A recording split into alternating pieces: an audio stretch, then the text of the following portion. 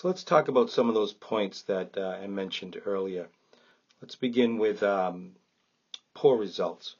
Well, poor results, they're going to be understandable. You're going to lose games, especially at those earlier ages when you are trying to have your team play the correct way. And if you matched up against a team that's, more athletic, or they're very strong, physical, fast, they ram that ball down your throat style, you're gonna suffer defeats, and sometimes some heavy defeats. But realistically, was that 4-0 the real result? Well, here's a little tip that I've used over the years with my younger teams. Is I tell them, very early, right at the beginning, I say, hey, you see that scoreboard up there? That's really not the scoreboard. That scoreboard doesn't matter. It says, the only thing that matters is my scoreboard. The only thing that matters is at the end of the game, I will tell you if you won the game or if you lost the game or possibly even tied the game. Now, how do I do that? Well, I don't come from this modern mentality of everyone gets a trophy, great job. No, I'm honest with the kids, and oftentimes at the end of the game, as we go through the season, at the end of the game, they're asking me right away, Coach, did we win the game? Did we win today, Coach? Or oftentimes at the end of the game, I might even start to ask them, do you think you won the game? Regardless of what that scoreboard said. If I feel that they played the correct way, they played better soccer than our opponent, or they had the intentions to play the correct way, then oftentimes I'll give them that win. I believe that they won that game, or possibly tied that game. But at the same time, if the other team played good soccer, and we need to respect our opponent, we need to give credit where credit is due.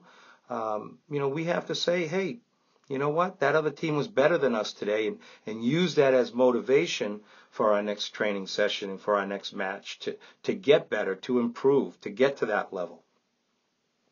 So, those poor results just start right from the beginning of the season, letting the kids know that the only scoreboard that matters is your scoreboard and their scoreboard, and how you feel and how they feel you did that day.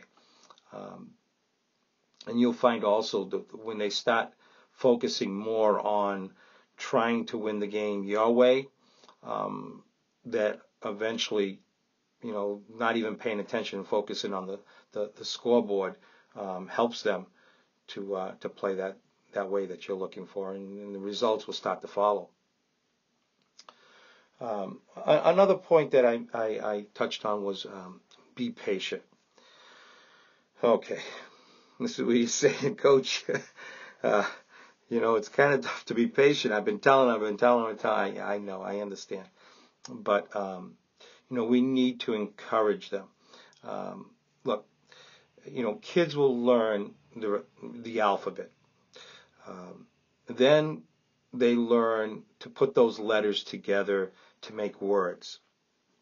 Then they learn to put the words together to make sentences and so on, paragraphs, and then, hey, hopefully someday they're going to have that best-selling novel that you sit back and you watch them play and you're like, wow, okay. But, this all takes time. It takes patience. You need to encourage them to try to play the right way, because if they don't ever try to play the right way, they're never going to be able to do it. They're not going to become 15 years old and all of a sudden be able to play, that soccer that they've never tried playing. If they never try to control a ball, then they're not going to control a ball. The ball comes to them, they just kick it away. So be patient, encourage them. It's okay to make mistakes. That's very important. You have to take that pressure off them so they can feel more confident, and encourage them to keep trying to play the way we want them to play. A third point that I touched on, or I mentioned earlier, was to stay focused. Now, what I mean by that is, you want to stay focused on your training methodology. What are you trying to do over this course of this season? Some coaches use the mesocycle, which is usually maybe a 6-week period, but that's very difficult in this country because, quite frankly, our seasons are just too short. 6 weeks into the season, you're almost all done. So, you could possibly try to say, well, where do I want to be by mid-season? What do I want to put in place by mid-season? And, what are my expectations? And then what by the end of the season, what I want to have accomplished moving forward into the following season, again, especially at those early ages. So in order to do that, you really need to have your practice plans and your practice sessions planned out, and focusing and staying focused on those key points. Repetition is very, very important. You need to continue to keep emphasizing the same thing. Some key words that when you say certain things, the kids, for example, shape, control. One of the big things, my first thing that I want them to pop into their head at that very young age is control. The ball comes, don't kick it. The first thing that wants to enter your head is control.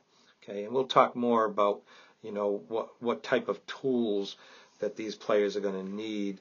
And by tools, I mean techniques and skills that they're going to need in order to implement that ball possession style of play in an upcoming episode. So, like I said, be patient.